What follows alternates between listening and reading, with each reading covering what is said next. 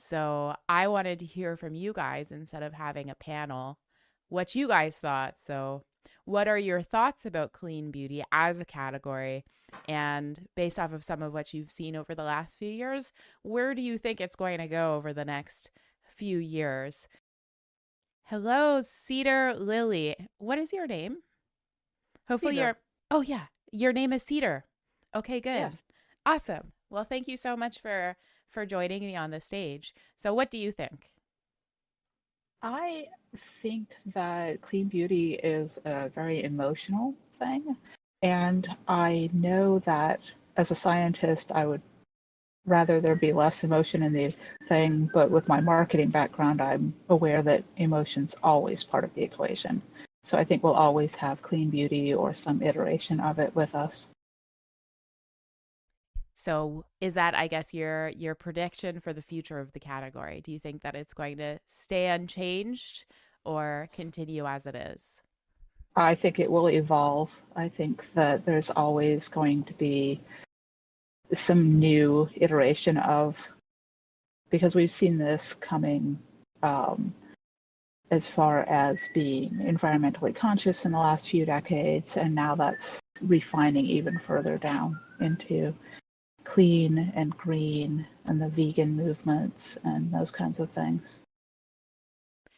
Now, I wonder if some of the SciComm efforts online to kind of debunk some of the misconceptions around clean beauty and green, assumptions around natural or even vegan. People have this assumption that vegan equals more sustainable when that may or may not be the case. So I wonder if some of the efforts online will kind of change the conversation to I see more brands talking about you see Decium doing this like science-based beauty. Maybe there's a I little bit of science washing coming our way, but what do you think? I would love to see a reduction in overall chemophobia. I am a relative newcomer to the cosmetic world, but I have written about the fear of chemicals and how silly it is because, I mean, water is a chemical. My feeling on clean beauty is that it's really just making people afraid of things. That's like what I see in my friend group is like everyone's really got this idea that petrolatum is like the devil. And me being someone who's like very much pro chemicals and has eczema, like petrolatum is my best friend. I love petrolatum. Petrolatum in all my products, pure petrolatum on my skin. Um uh but yeah, I feel like it's just making people afraid of the affordable, effective products that are on the market, and it's leading them to spend more money on products that either work just as well or even ones that are less effective.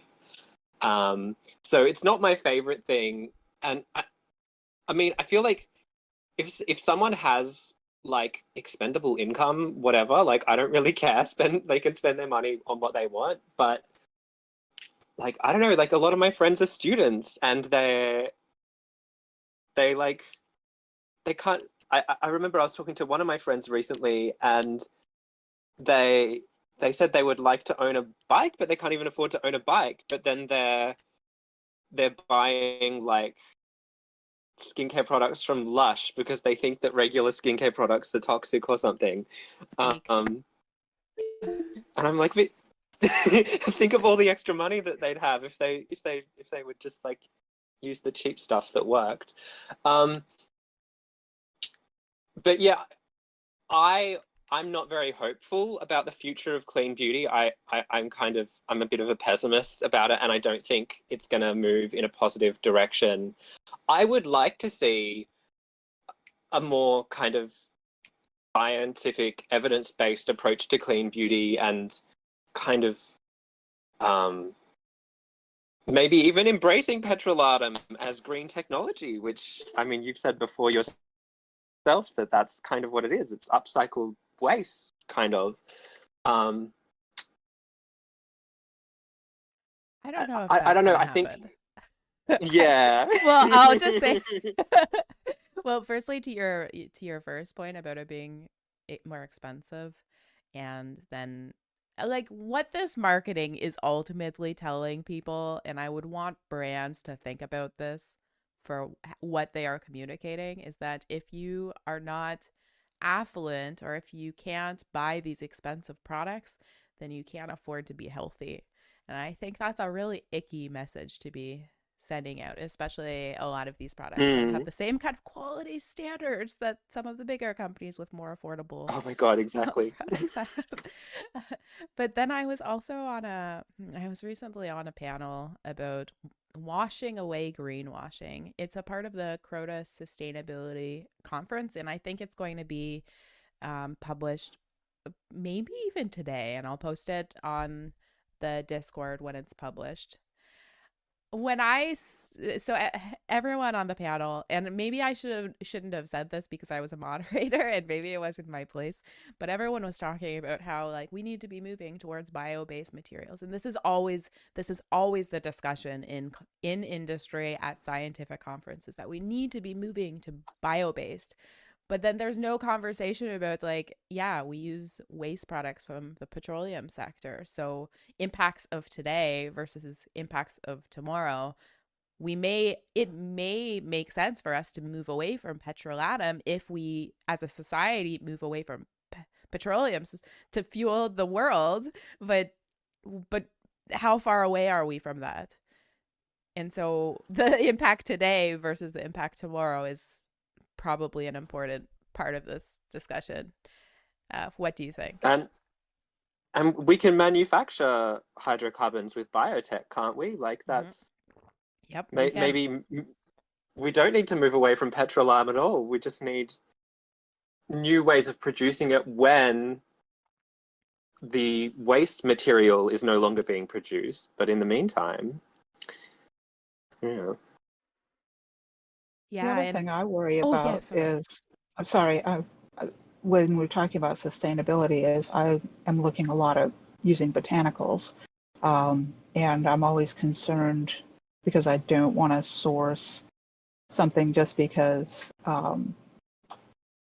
it might have a really great effect or it might have a really great marketing story, but I always want to look long term at, is this something that can be grown and mass produced? Because my background tells me that people will overharvest and kill off an entire species just because it hit the market really hard.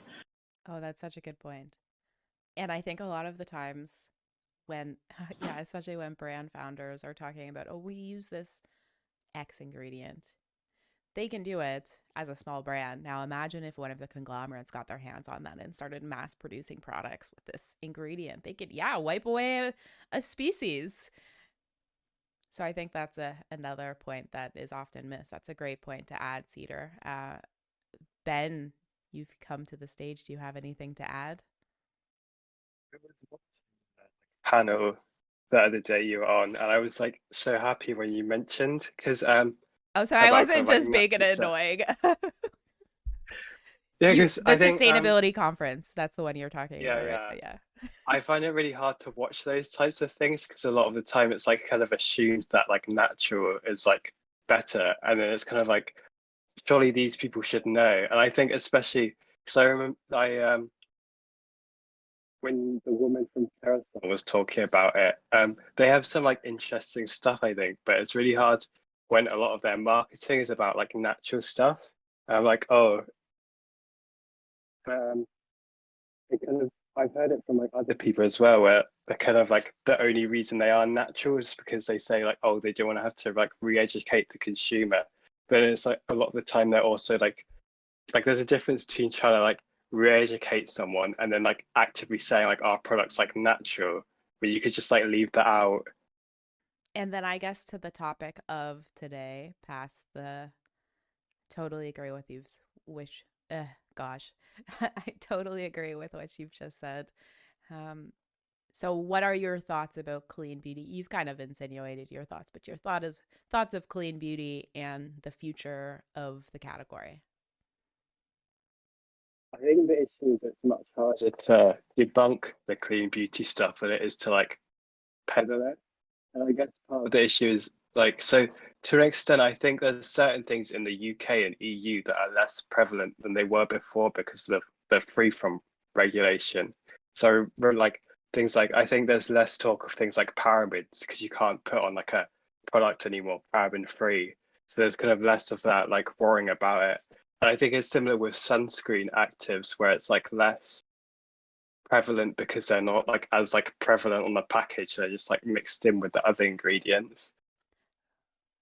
Bazwan, I may have said your name wrong.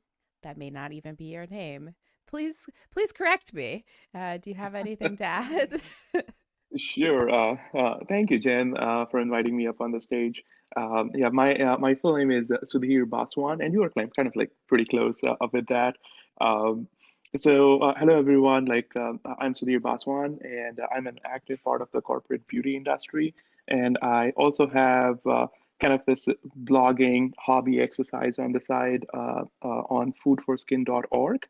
Um, so on today's topic of clean beauty, I think I might have a slightly different opinion on this. I think clean beauty is perhaps here to stay, but it may evolve in a different form in the future. And we just don't know yet, like where that thing will be leading down the road. When I look at clean beauty, I kind of like see two pieces to it. One is the brand piece, another one is the consumer piece. And if we look at the consumer piece first, and I think the underlying need from the consumers is to have a safe and effective product. And I think that's not going anywhere. So whether it's the positioning of clean beauty providing that, or whether it's some other pivot on clean beauty, whether it becomes safe beauty, whether it becomes clean chemistry beauty, or whatever that pivot looks like down in the future, I think the underlying need we have to be able to cater to the underlying need of safety and efficacy for the consumers. But when I kind of like even look at the consumer segment as a whole, I kind of like see that in like three different groups. Like one group of consumers are kind of very rationalistic. They accept any good reasoning behind an argument, and they're kind of like uh, pretty well in terms of framing up their mind for a rational reason given behind um, or a scientific reason given behind a product or ingredient or anything like that. And then I think the second zone is where I think we as a community of scientists and psychommers kind of like have to uh, cater to the audience where it's like it's in the gray zone, which needs uh, more push, more education on like how to make a decision and what is right, what is not, what is greenwashing, what is science washing, and all those kind of facts behind that. And then the third category of consumers, I think we would never be able to make a difference for them because they already have their mindset. Uh, and I would give that as an example, like in one of the presentations a few years ago, I actually opened up my presentation with this question: do you think is the Earth flat? And like statistically speaking, like a sizable number of US population does believe a sizable. When I say sizable, it's about I think 1 to 2%, and that's a sizable number in terms of volumes of people. So statistically, I did find that one person in the room who thought like there is a reason to believe Earth is flat. So like once you kind of start with that kind of an argument, or not an argument, but even with a statement, which it's almost like a no-go for a conversation in terms of like whatever argument you bring in. But if the person has kind of like already in that zone of like they have almost like a I hate to call it, but almost like a in alignment, like a conspiracy theory mindset, it's very hard to kind of like change that mind. I have seen people come out of that quite frequently, but again, that's something which is almost like a no starter for a conversation if someone believes Earth is flat. So that's like my baseline, like super baseline of having a conversation with someone on any scientific basis for any topic. So coming back to the topic, and Jen, you mentioned Ricardo Diaz. I just love him so much. It's like he's a I have moderated a couple of sessions with him, and he's a very, very open, Enthusiastic. educated, yeah, very, very energetic person to put his point across. Uh, um, and I think uh, it was Ben perhaps who was mentioning about petroleum.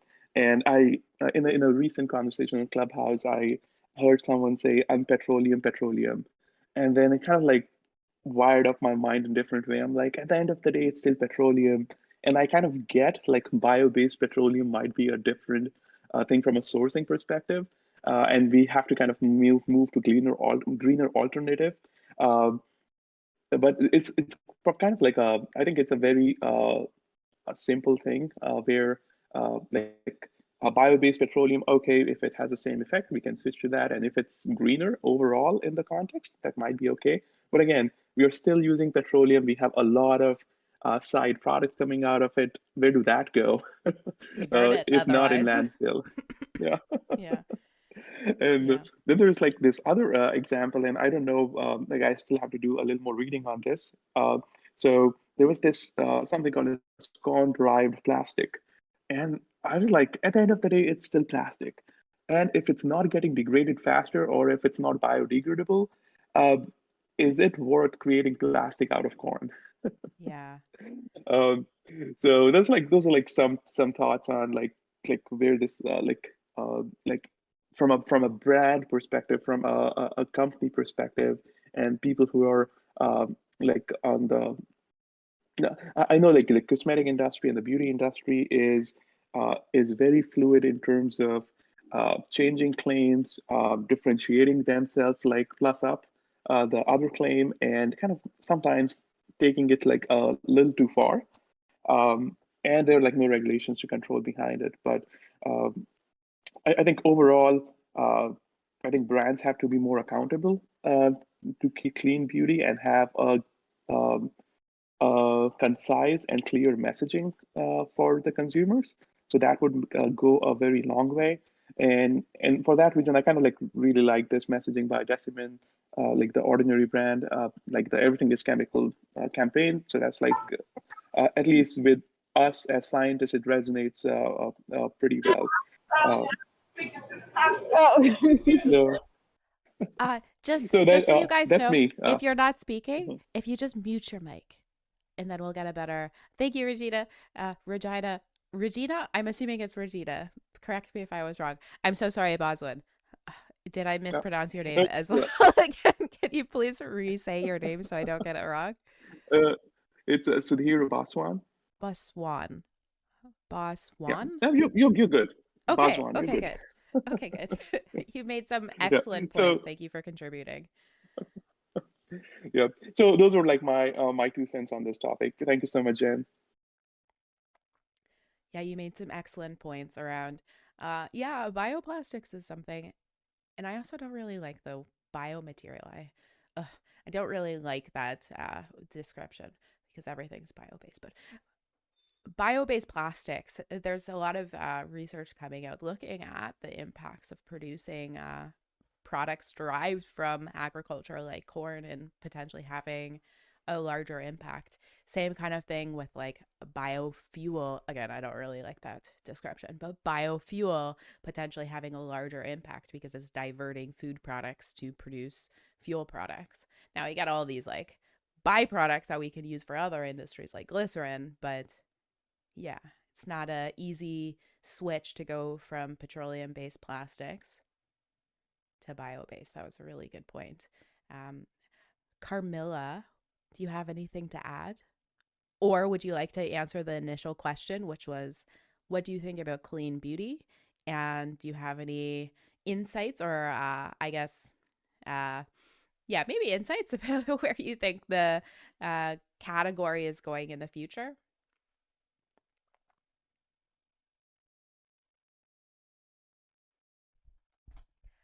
Oh no, I can't hear you. If you're talking, sometimes you have to change the settings. There's a little settings toggle at the top right of your screen. I think that's where it is. If somebody's in, I am on a desktop, so if it's different for you guys on your phone, maybe chime in to say so. But you might have to hit the settings toggle to change the settings to get your mic to work. I still can't hear you, so I'm going to move to Regina. Would you like to chime in? Sure. Can I be heard? Pardon me? I said, can I be heard? Yes, of course. Perfect. Okay. So here are my thoughts on clean beauty. I think that the category is here to stay. The reason I think the category is here to stay is because I feel like the misinformation outweighs the truthful information. And I also feel like consumers are somewhat lazy. And when I say I feel as though consumers are somewhat lazy, consumers are not scientists. They are not going to do the homework. They're going to take things at face value. So if it sounds good, then it's truth. These larger companies, larger cosmetic companies, have put in a lot of work to gain consumer trust. And so their word is Bible. Doesn't matter if it's true or not. The brands have a lot of power. They have a lot of money to spread their messaging. And so because of that, I feel like consumers, they don't know. To be a consumer today is extremely challenging. You are bombarded with information. Some of that information feels, just it's extremely overwhelming. And then there's shaming that goes into purchases. And it's almost like the difference between, for some, the difference between shopping at, and I think maybe someone had mentioned this and it really resonated with me, the difference between, maybe buying organic fruit versus non-organic fruit. There's a perceived one is better. And whether that presumption is true or not, the perceived value of the other is a little bit more substantial. So that's one thought. Another thought that I have is regarding, I wonder what the FDA will do about this. I wonder if the FDA is going to step in and take some responsibility for regulating these brands a little bit more. I consider myself a scientist, and I think there's a lot more room for oversight, because at the end of the day, this is opinion that I'm stating. I think that we are misleading consumers. And we're not misleading them. We're not misleading them because of their interest. It's not about their interest. It's about the money. And to me, that's punishable. So I feel as though the FDA is overwhelmed right now because of COVID. But I do wonder, when things settle down and all of the dust settles,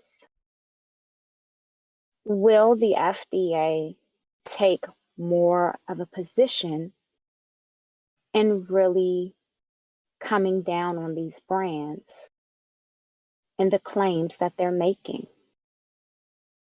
It's just a thought because it's not going. I don't feel like it's going anywhere.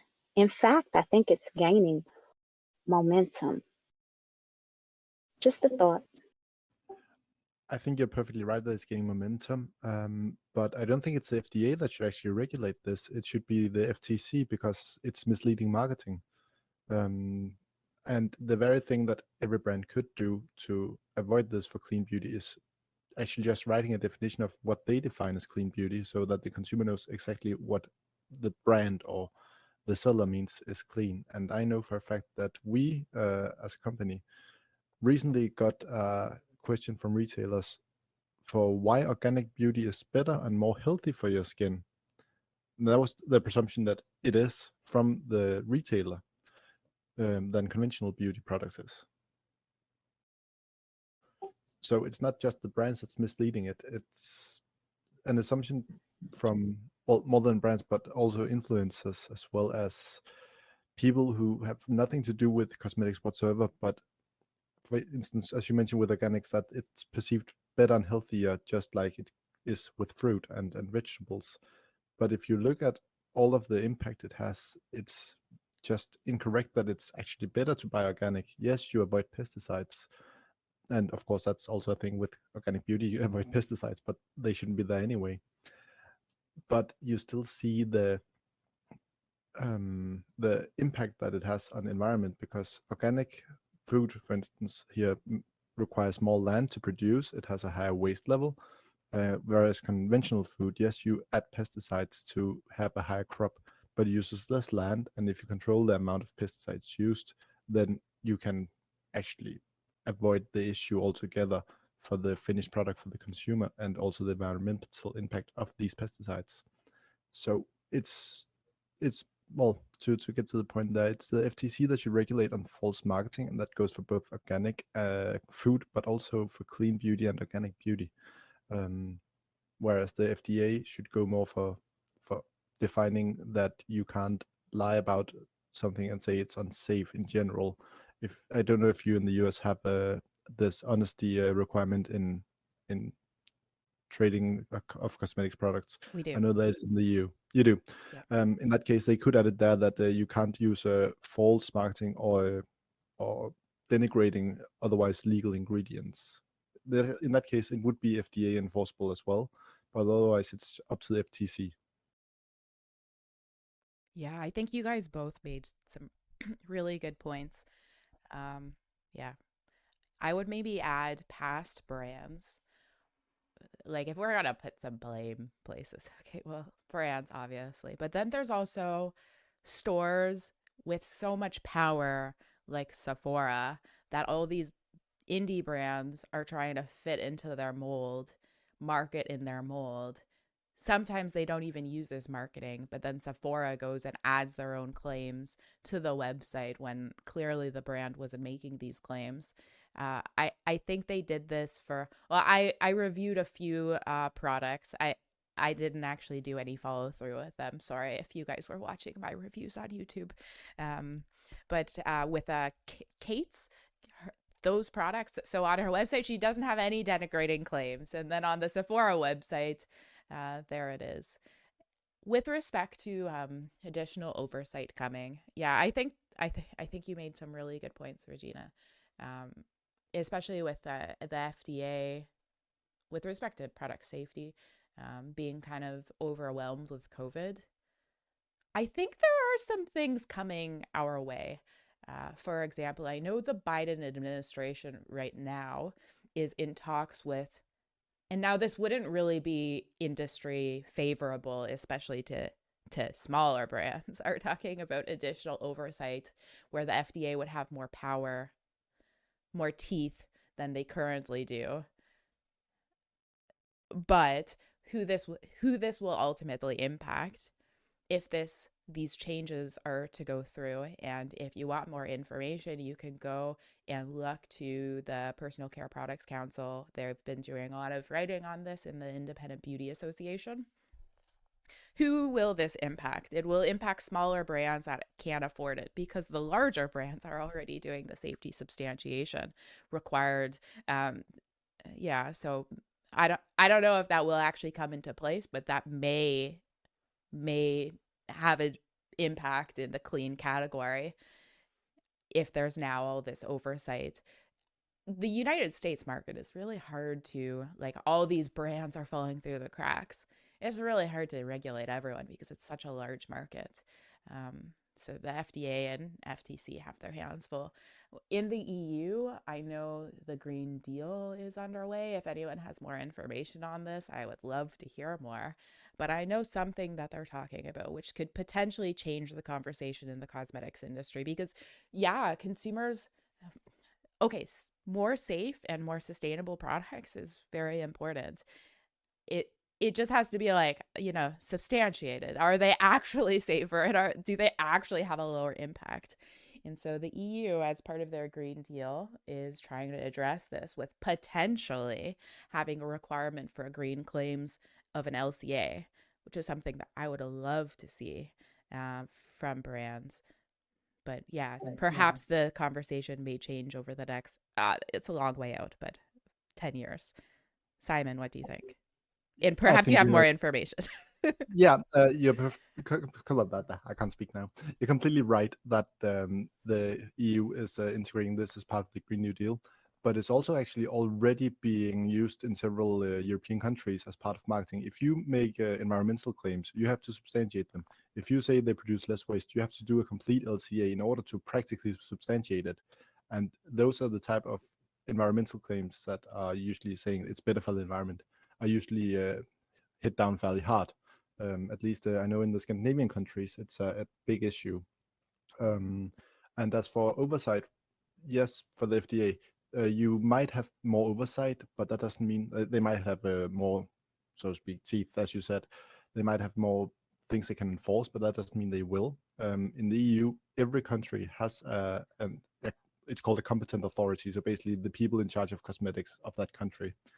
And depending on the country, you will either have a very high amount of oversight. So for instance, Germany, France, and Belgium have a very high level of oversight, whereas Sweden and Norway, Denmark, I would say the UK, but that they're technically not part of the EU now, but they didn't have a lot of oversight either, even though they did have the same legal requirements as all other countries. So it would depend very much on where you are in the US, whether or not you would fall through the cracks anyway. Yeah, that's a good point. Does anyone have anything to add? Boss Juan, I see your mic is off. Do you have anything to add?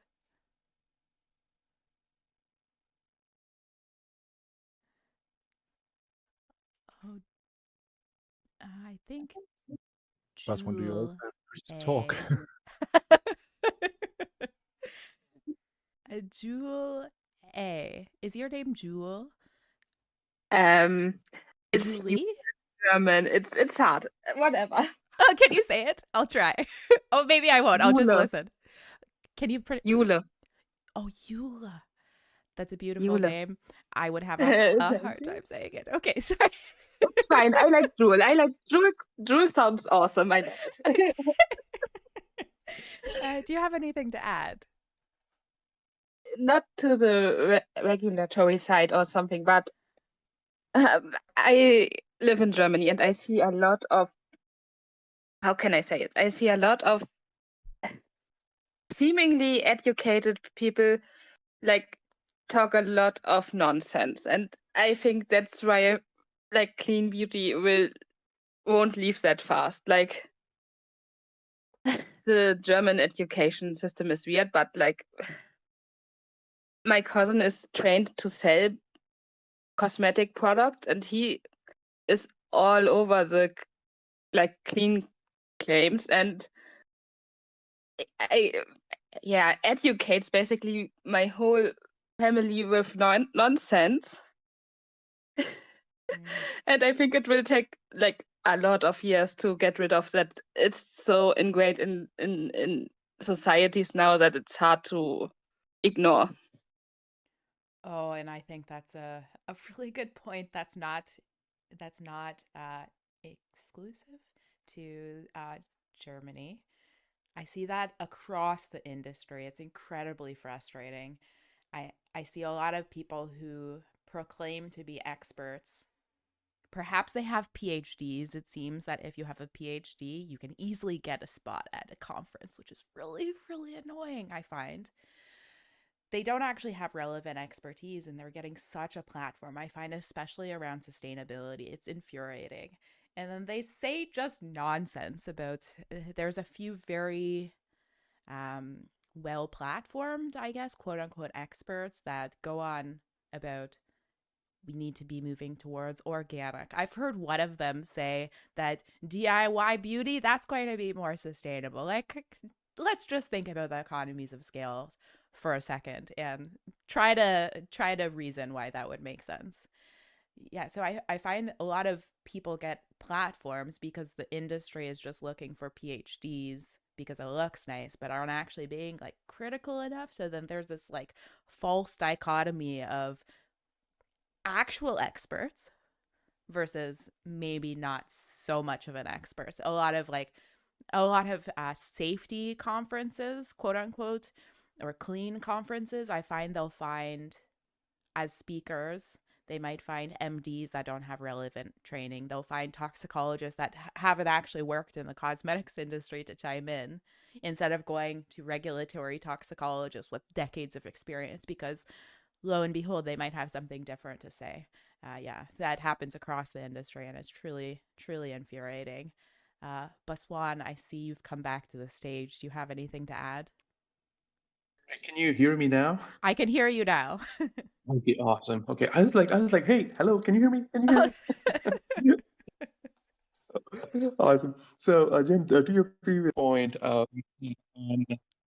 agents just getting a call. All right. Okay, can you hear me just okay now? I can hear you, yes. Perfect. So, to your point, Jen, and a very interesting conversation around like who is going to be regulating clean beauty? Is it FDA or any other like industry body? And to your point, I think at least in US to this point, Sephora seems to be leading Yes. as like almost like pseudo regulatory um, consumer awareness body in terms of like drafting their own clean standards and kind of like picking up the torch on saying like this is what means to us and everyone else kind of like fall in line and I think you're absolutely right. It's gonna if FDA able to pick up that torch of putting more regulations around claims and clean beauty and organic, natural definitions. I think it will definitely be benefiting more of the big beauty brands, and the indie brands might struggle a bit to kind of find themselves in the crosshairs. And I don't know, at least like right now, FDA does not have the bandwidth to monitor that. So perhaps it's not going to be like super enforceable, or they just cannot come up with those guidelines. But I would kind of like wish if beauty industry as a whole, and whether it's a personal care product council, SEC, or any other body, I cannot think of too many other ones, but if they would kind of like step up and kind of like lead the charge on driving some of these conversations, because yeah, right now it's like US is truly like the wild, wild west when it comes to beauty claims at this point. Yeah. Yeah, I see that the PCPC is trying and the Independent Beauty Association is trying. The issue is I don't think that consumers, I don't think they have an audience of consumers. They have an audience of people companies who can afford membership and are aware, which are largely industry members. Same, I guess, for the CTPA in the UK. Issue. Simon, do you have anything to add from the EU perspective? Or Julia, I see your mic is off. Or Cedar, your mic is now off too. Does anyone have anything to add to what I've just said or to what was said prior? Yeah. So I would really love to see more claims regulation. In Australia, it's pretty lax, and obviously, like, we still have free from claims on everything, and it's, lots of kind of misleading marketing. I think there's not as much regulation as I'd like there to be, but I think one thing that will be really challenging, as hopefully more legislation around things like free from claims is introduced, is regulating like salespeople and beauticians and the people that consumers are having contact with when they're purchasing goods and getting advice about their cosmetics. In Australia, we don't have like estheticians. We just we've got an optional beauty therapy certificate people can take, or you can become like a dermal therapist or dermal clinician, but that's a totally different thing, and they're really expensive. And most of the people doing like skincare consultations and stuff don't really have proper qualifications. I actually have a friend whose sister and mother work in this space, and they're selling, of course, like lots of clean beauty kind of products in their stores, and their website makes all kinds of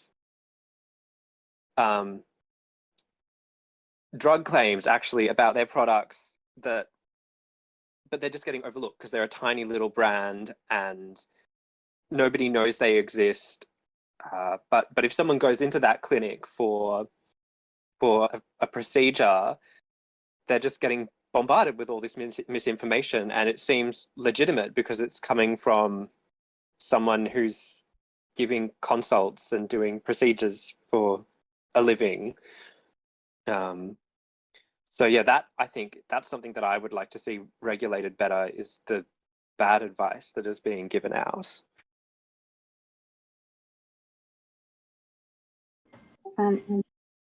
Thank you. I'm not sure who that was, but this is Regina, and I wanted to say that is an excellent point. And one thing that I also think needs to change is that I think I'm in the U.S.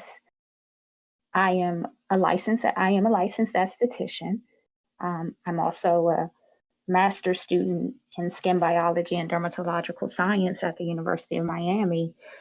And one of the biggest things that I feel like professionals like the estheticians, the hairstylists, the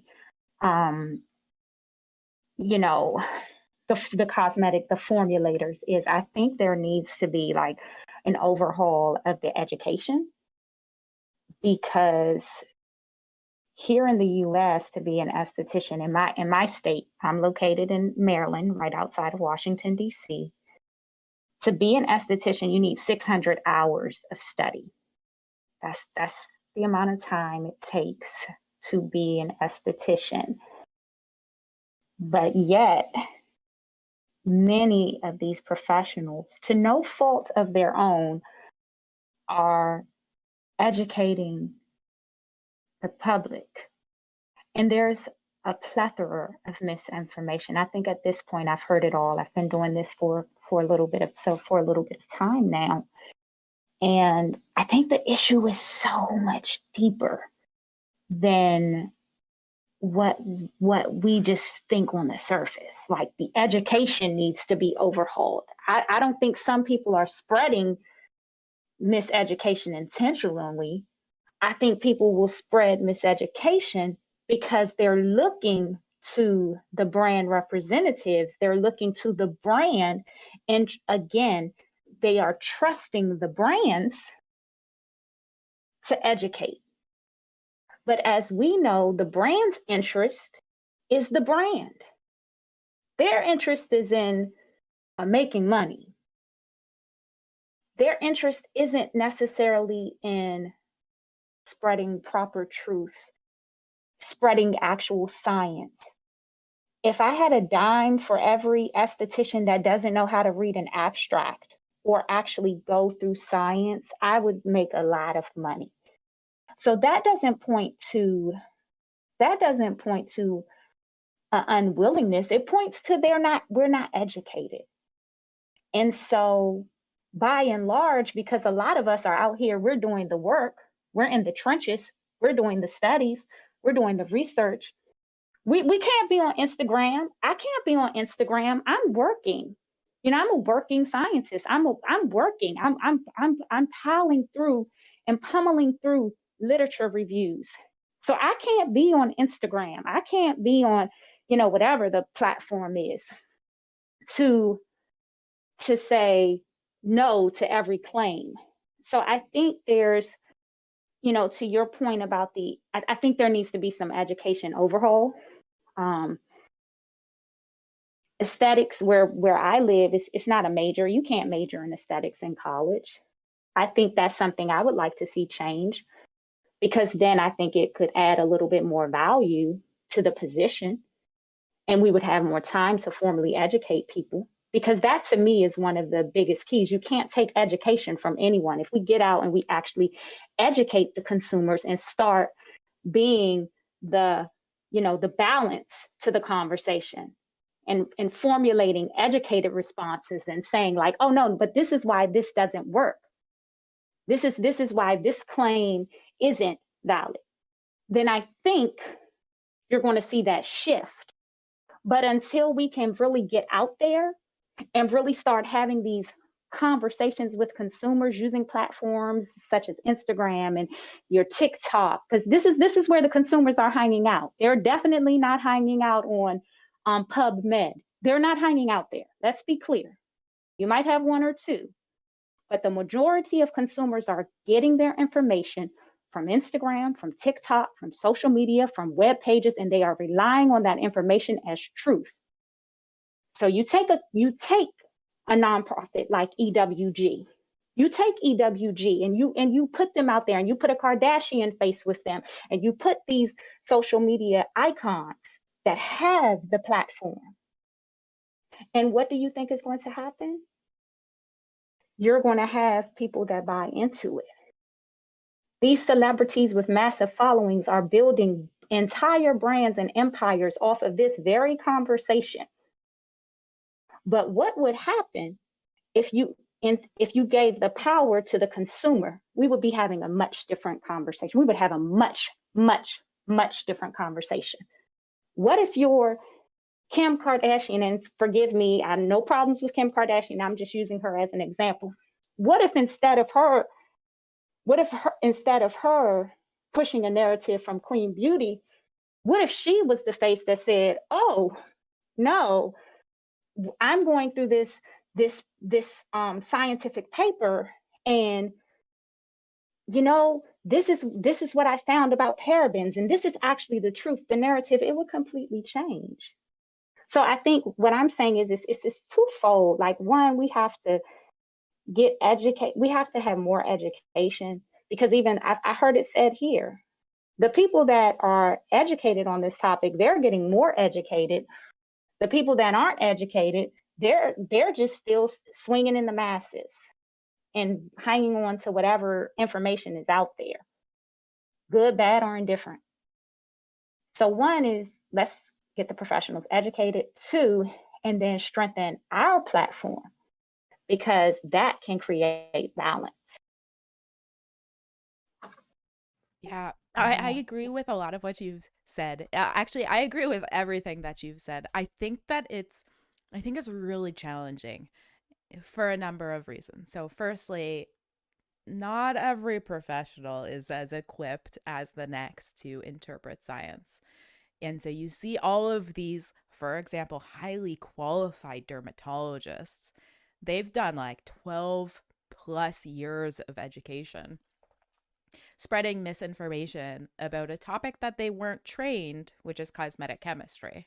This might be a surprise to some consumers. Like, it's very specialized. Does everyone need to have training at interpreting science? I'm not sure. I think that this might be an opportunity for more collaboration, but this means an acceptance of the limitations of knowledge.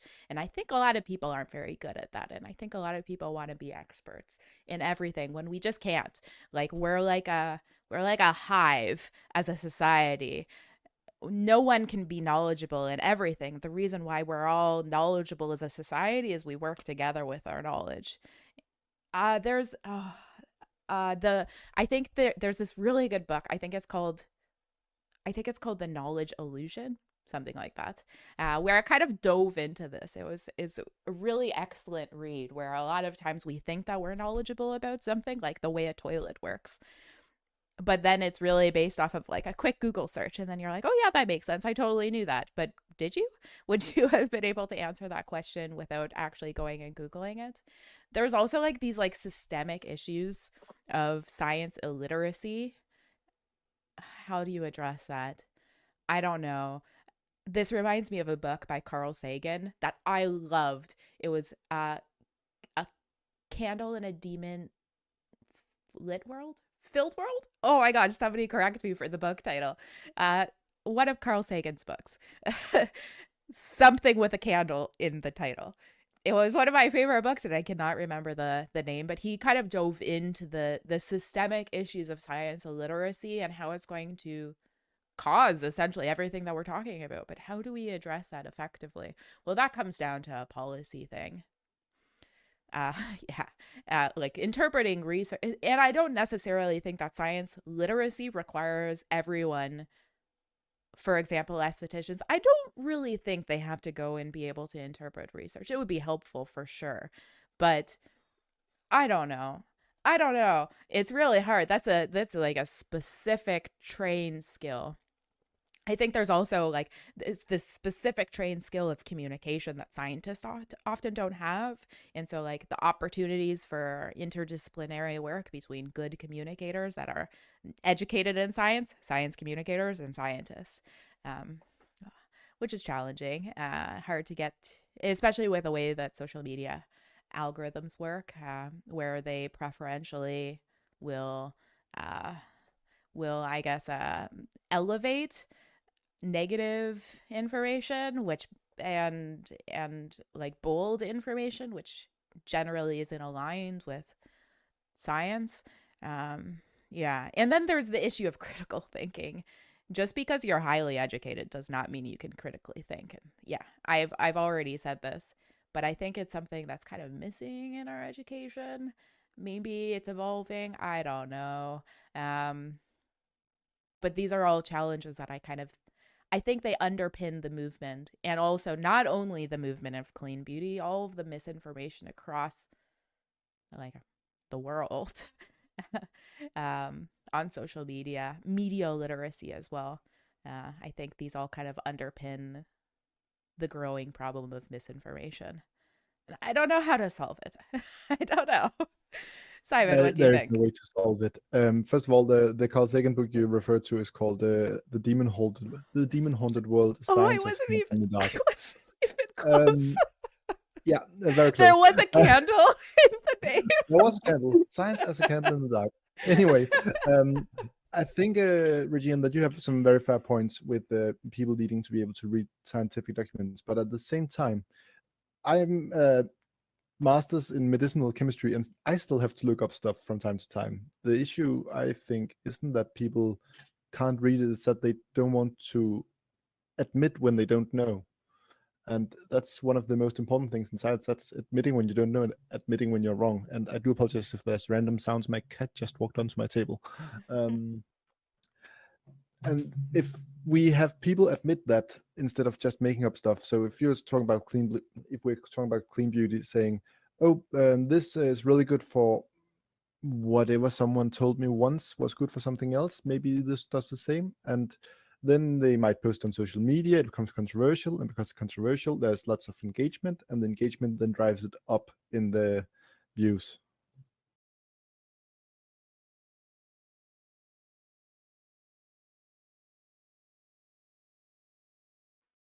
Does anyone else have anything to add? I don't know if you're trying to speak. Oh, I think I just heard you. If you are trying to speak. Okay. Sorry. Yeah. The problem, the damage is done. I have to say this. The damage is done. Word of mouth is as important as social media. And I know people, they go to the equivalent of an esthetician like twice in their life. And when these 2 times they learn false things, like you can save your skin with water and a clean beauty moisturizer. Just as an example. They go and they like spread that knowledge, and people believe them, and they believe them because they have it from an expert, and it overrides what they know from social media because they heard it from someone they know. And I think it spreads it, and it's people want to also believe the easy way. They don't want to do research. They don't want to like think about it. They just take what someone they know and love or whatever tells them and go with it, and you can't blame them. And it's so deep ingrained, like not only with clean beauty, with a lot of things and myths. And I read something that was believed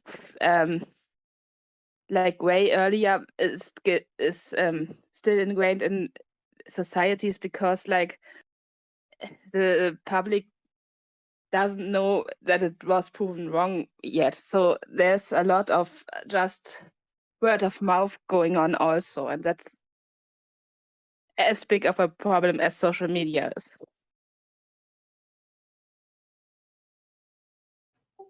There is an issue with that, but the issue with social media is that it creates parasocial relationships, and you think that what you heard from your internet friend, which is a parasocial relationship one way, is as valid as what you heard from, say, a family member who got a good recommendation on, for instance, a book, just to use something that's not beauty related whatsoever.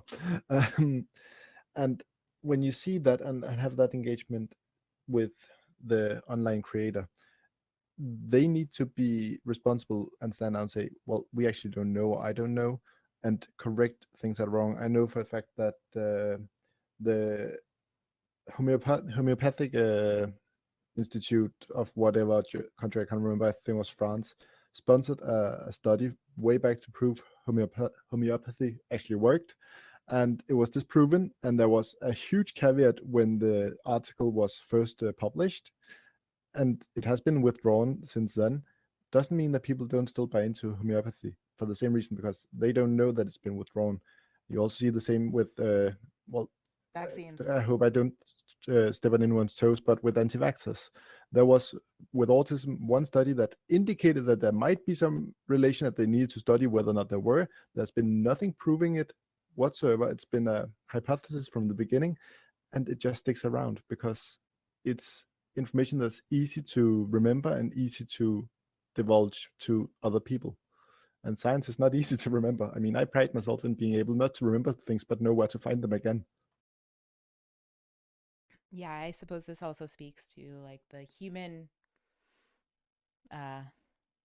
condition, I guess, and all the fallacies that we have to better make sense of the world. And evolutionarily, they may have had a benefit, but like that's an anchoring effect of the first piece of information that you hear, that you latch onto it. For example, vaccines cause autism. That idea, it sticks with you, and then you've just gone your way, and then you go seeking information to confirm your belief.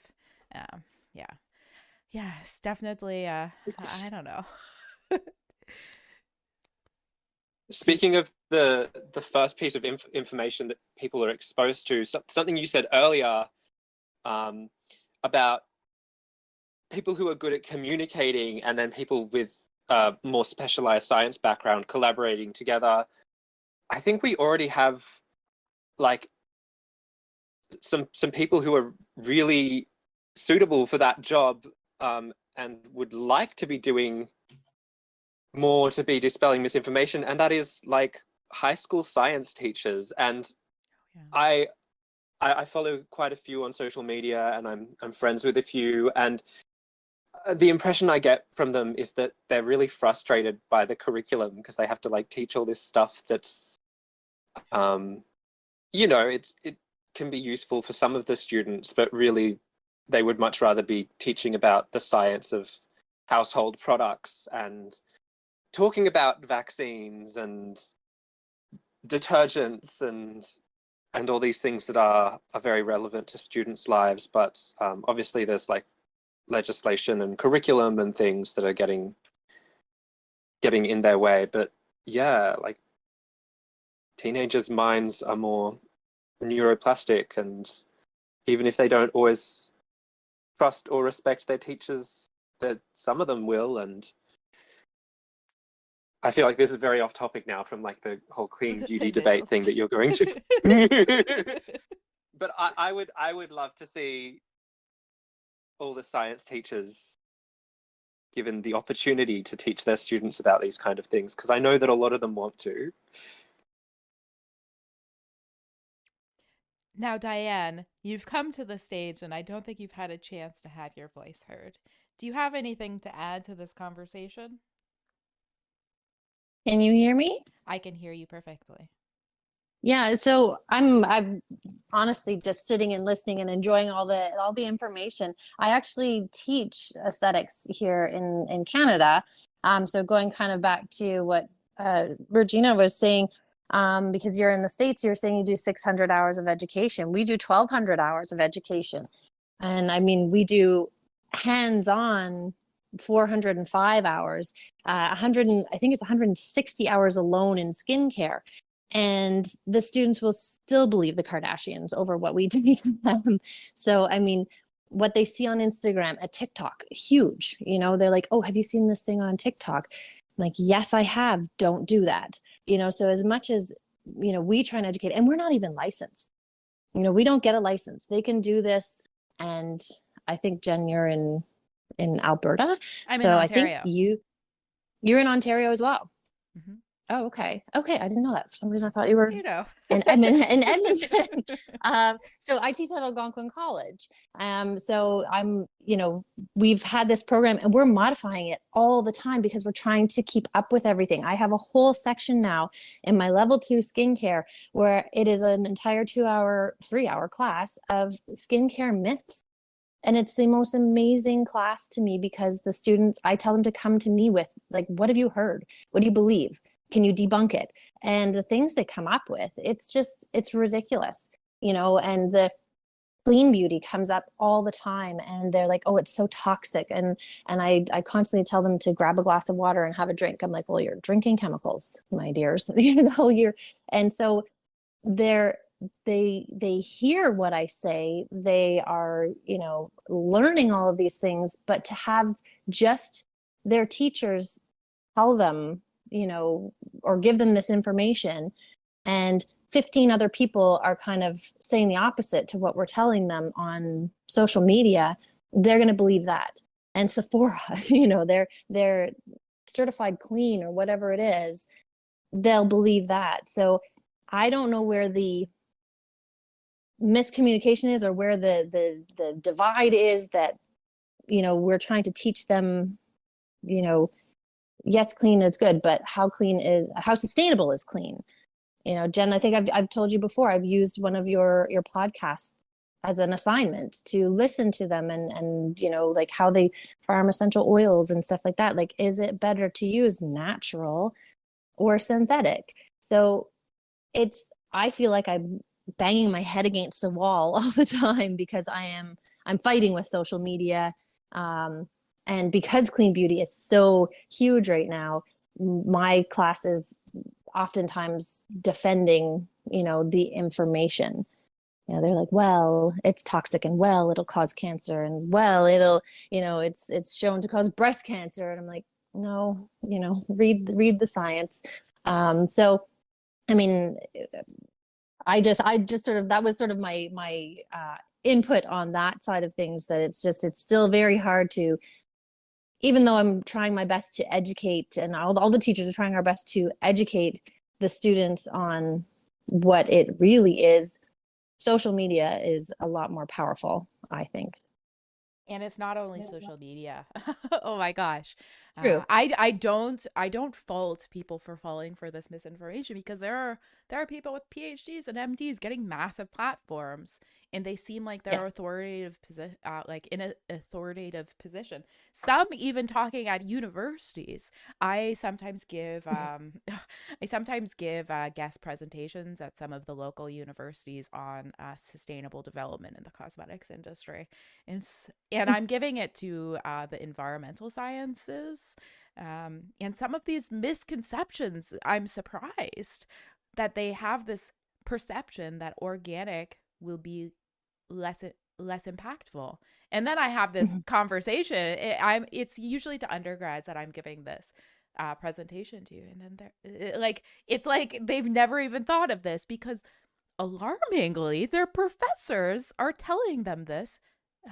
I shouldn't say Yeah. which universities, but it happens at like really I guess credible universities in Ontario, that they're being given this information, and then they don't have to. This is at a university level science, and this is Right. I guess these like systemic issues of science education, even to scientists. So like, no And- wonder people could go all the way to get a PhD and not be a critical thinker. Like yeah. Yeah. Oh, and maybe I'll It's just a matter add. of Oh, I just wanted to add to the general public, when like in Canada, we have the taxpayer funded CBC that publishes things like forever chemicals found in your cosmetic products. That's their headline. Oh, yes. I mean, I- that was just this year.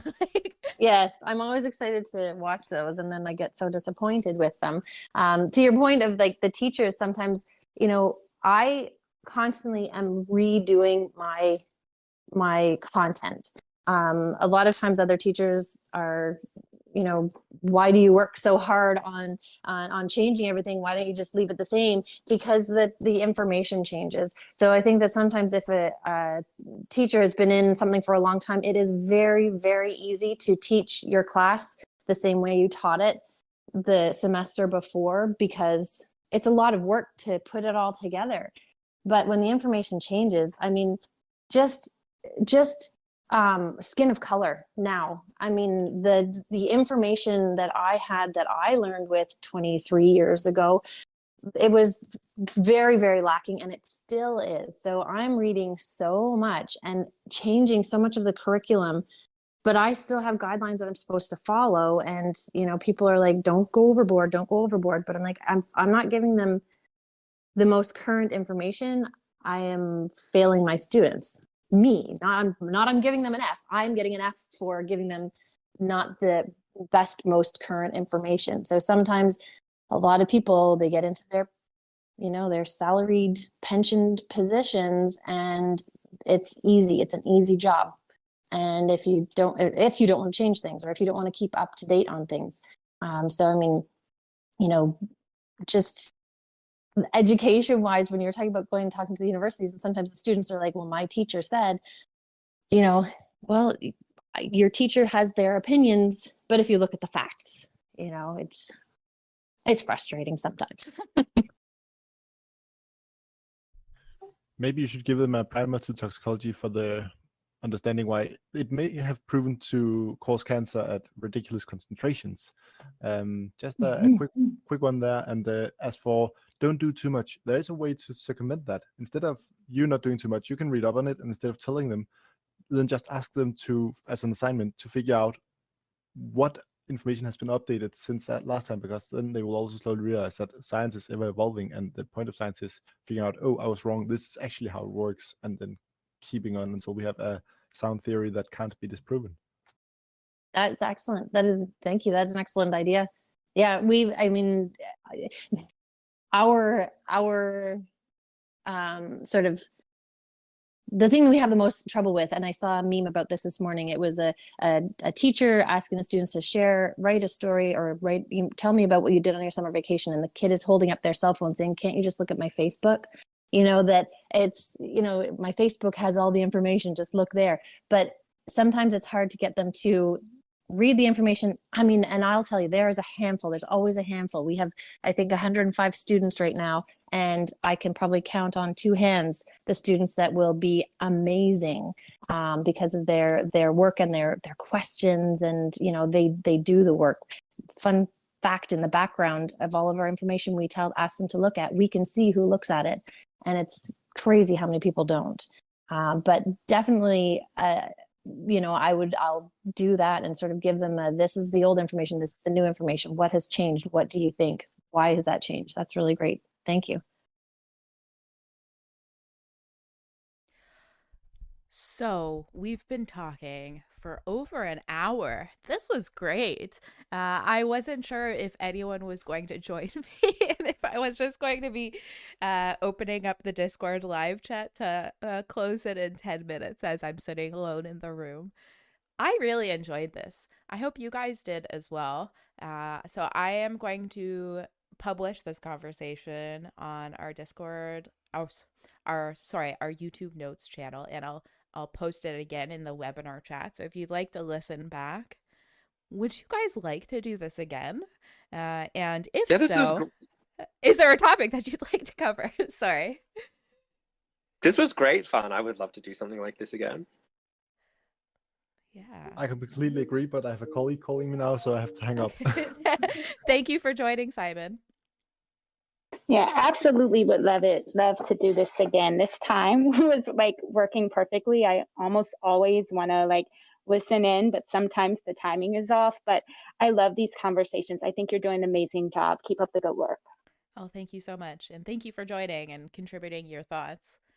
Yeah, so if you guys have any suggestions for future conversations, this timing actually works really well for me. The night timings are generally kind of hard because I'm not a night person, I'm a morning person. So it's like kind of close to my bedtime. I'm like in bed at 9 o'clock, reading my book as I'm trying to get work myself to sleep. So the mornings, 9 a.m. is much better.